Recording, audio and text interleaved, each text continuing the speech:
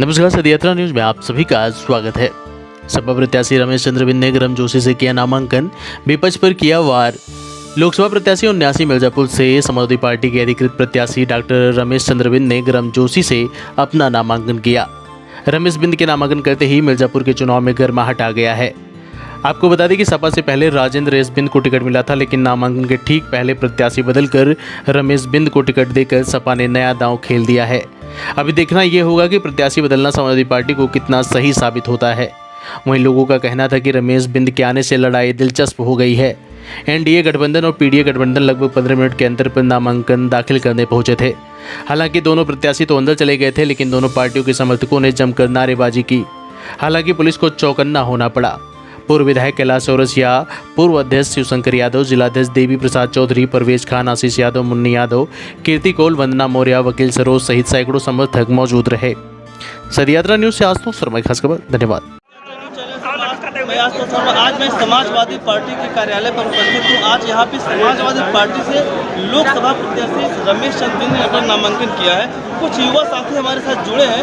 हम उनसे जानना चाहेंगे कि रमेश बिंद जी के आने से क्या समाजवादी पार्टी में कुछ हलचल बढ़ी है, क्या कहना चाहेंगे? बहुत धन्यवाद। जैसा कि आपका सत्य यात्रा, तो देखिए इस बार सत्य यात्रा ही चल रहा है। एक तरह से पीडीए गठबंधन, इंडिया गठबंधन जो चल रहा है उत्तर प्रदेश में, यह जनता के सत्यता की साथ है, क्योंकि उत्तर प्रदेश ही नहीं देश में जो तत्काल वर्तमान डबल इंजन है, लगातार डबल इंजन नुकसान कर रहा है।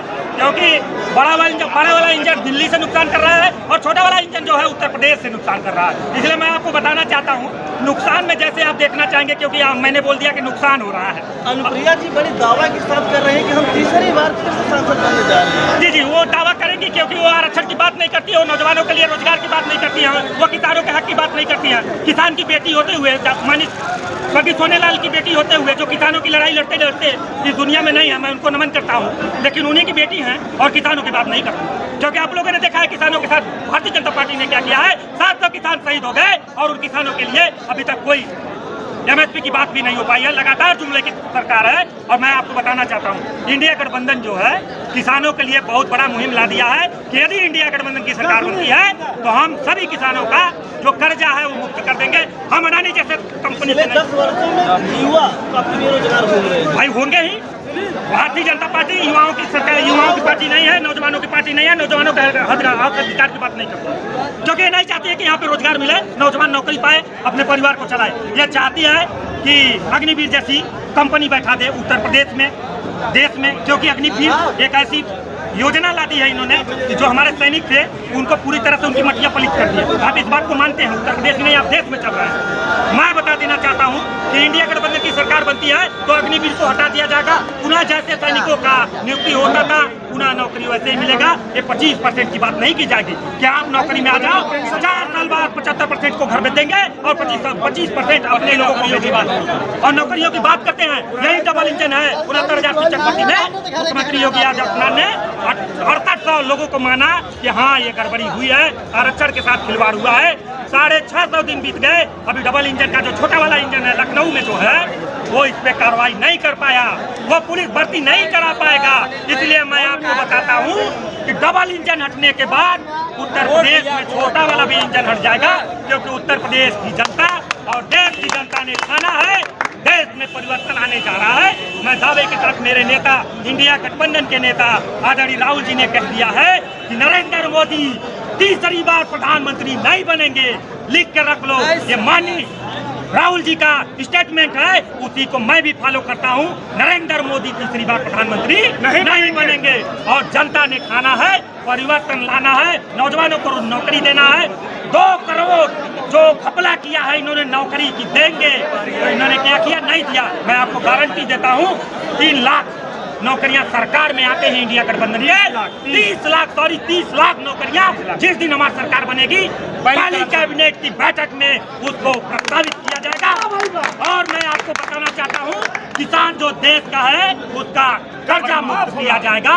और आधी आबादी पीडीए, जो कि हमारा समाजवादी पार्टी का जो मोटो है, पीडीए पिछड़ा दलित अल्पसंख्यक आधी आबादी, ये आधी आबादी की बात यही करते हैं। ये आधी धन्यवाद। यदि आप क्या कर रहे हैं, जब आरक्षण की बात आती है, आधी आबादी की बात आती है तो आपका चैनल भी भागने लगता है। सुनिए, आधी आबादी की लड़ाई हम लोग लड़ रहे हैं। लड़ेंगे और उनको हक अधिकार दिलाएंगे। इनके जैसे पदाधिकारियों को आपने देखा है BHU जहाँ पे अभी कुछ ही पलों में प्रधानमंत्री जी का रोड शो होने जा रहा है। मैं इस लाइव के माध्यम से पूछना चाहता हूँ कि जो BHU की घटना हुई, जो हमारी बहन के साथ अन्याय हुआ, उन 3 दरिंदों के घर बुलडोजर कब चलाएंगे भैया?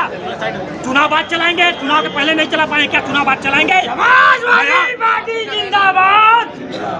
इसलिए मैं एक संदेश देना चाहता हूँ देश की आवाम के साथ, देश की जनता के साथ मैं हाथ जोड़ करके निवेदन करना चाहता हूँ कि आप अपने देश के भविष्य, आप अपने बच्चों के भविष्य, आप अपने आसपास क्षेत्र का विकास चाहते हैं तो इंडिया गठबंधन को जिताइए। किसानों से भी निवेदन करूंगा, नौजवानों से भी निवेदन करूंगा, मिर्जापुर की धरती, मां विंध्यवासिनी की धरती से मैं निवेदन करना चाहता हूँ कि यहाँ पे इस बार परिवर्तन होने जा रहा है। इंडिया गठबंधन के प्रत्याशी आदरणीय रमेश बिंद जी को भारी से भारी मतों से विजयी बनाने जा रही है मिर्जापुर की धरती, क्योंकि 10 सालों में उन्होंने देखा है वही किसान की।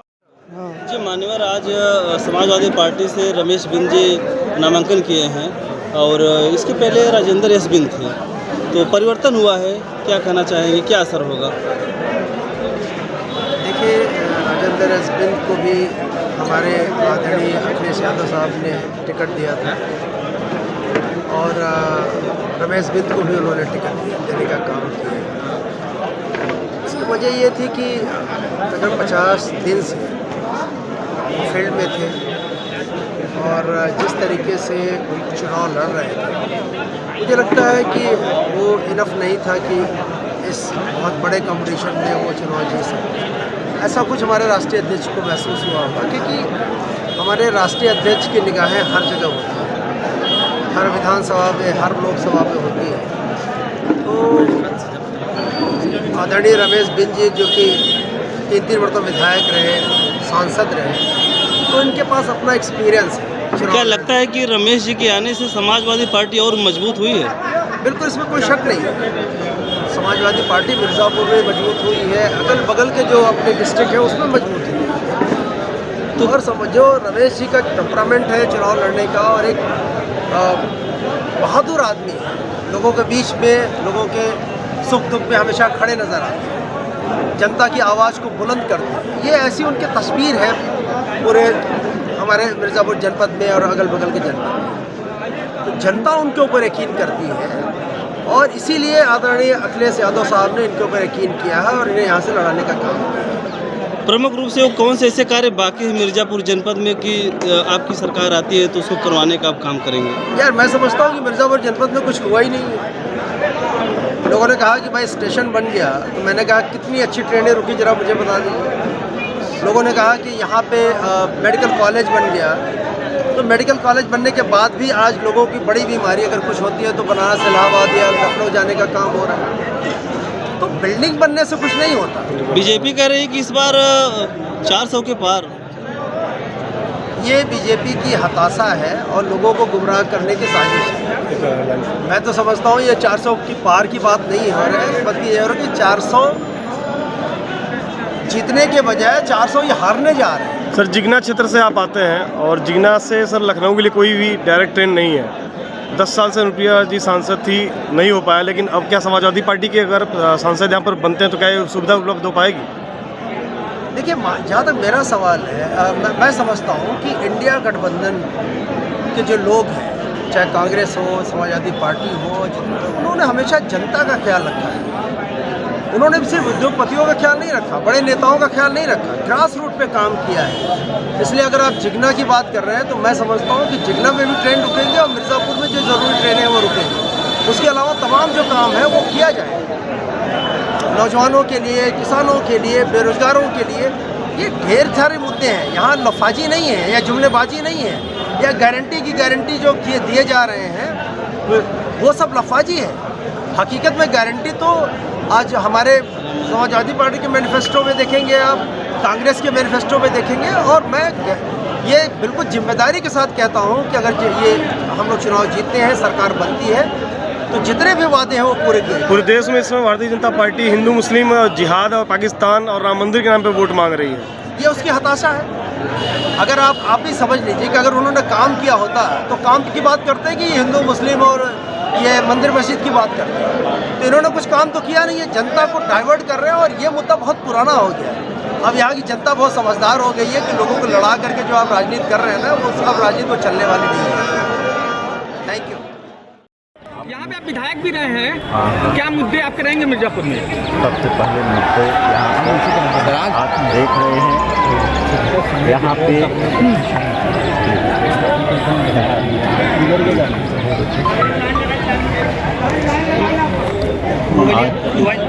सबसे पहला काम विकास का मुद्दा होता है। थोड़ा और नीचे गाड़ी खड़ी सबसे पहला काम विकास का मुद्दा होता है।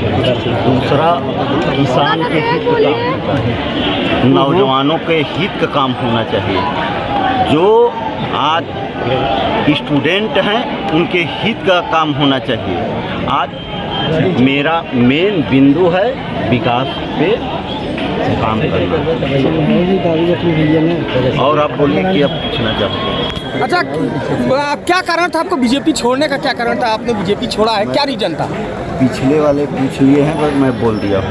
नहीं तो आप ये चैनल पे बता दीजिए। पिछले वाले तो आप तो अभी लगातार आपको बोलना पड़ेगा। हाँ। क्या रीजन था आपको? क्या लगा ऐसा कि आपको छोड़ना पड़ा?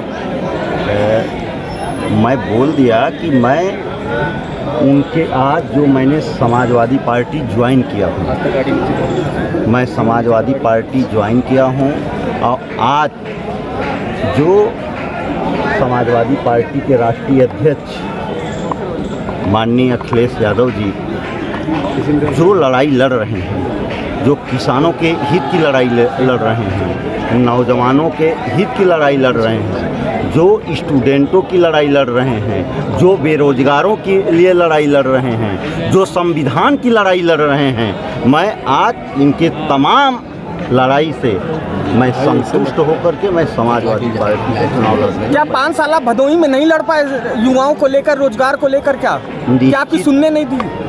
निश्चित रूप से लड़ाई लड़ने का काम किया। और जब ये काम अगर छोड़ करके, जब ये वाला काम आप छोड़ करके जिस ढंग से आप बता रहे हो, जब उस ढंग से जब आओगे तो मैं आपको दूसरे ढंग से भी जवाब दूँगा। विराज जी 2 बार अनुप्रिया जी यहाँ पे सांसद हैं, कितना लड़ाई दिलचस्प मानते हैं? कहाँ पे? मिर्जापुर में। मिर्ज़ापुर में लड़ाई आपका तो आप खुद देख रहे हैं। मिर्ज़ापुर को छोड़िए, चारों तरफ सफाया है। आप देख लीजिएगा, छोड़ा है, चारों तरफ सफा। चारों तरफ सफाया।